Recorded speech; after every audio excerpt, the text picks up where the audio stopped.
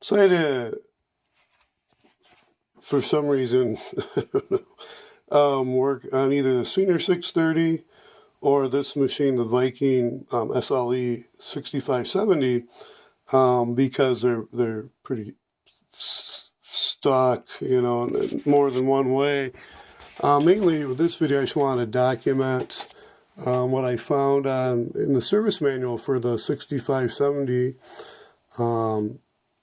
Page 30, they go into the detail of removing the covers. And actually, I was going to start working on up here until I started seeing it's kind of dirtier than I expected.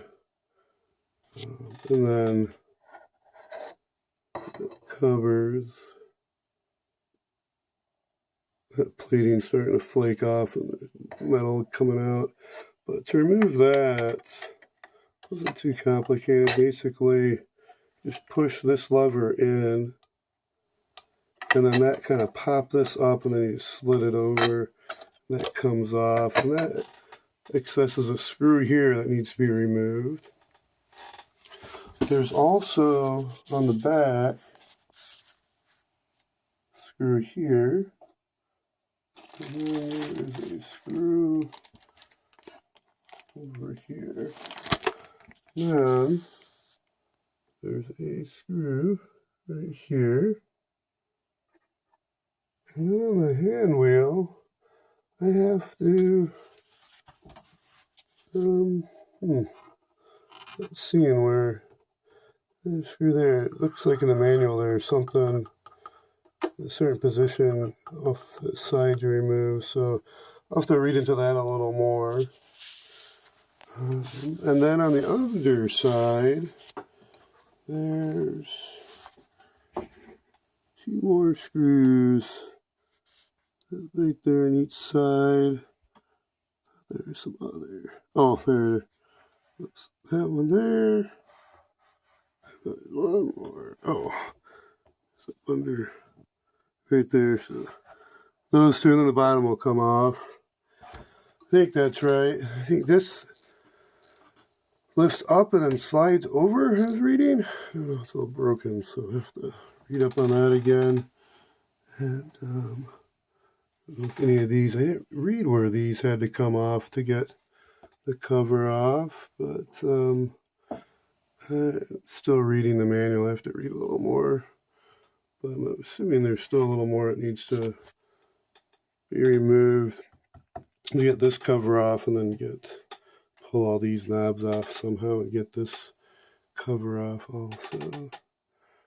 But yeah, I'm going to move this downstairs, and I guess I'm going to work on it downstairs. It's keeping the Sears Kenmores up here. They didn't look as nasty. But this one's nastier as I dig into her.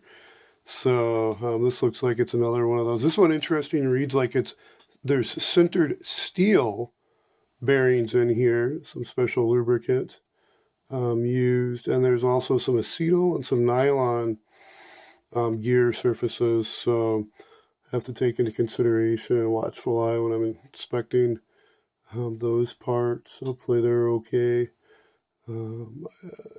Probably should go off on the Senior 630, but reading into that a little, those have plastic gears. I didn't read the manual yet to see what plastic, if noted. But it sounds like those are known to be replaced.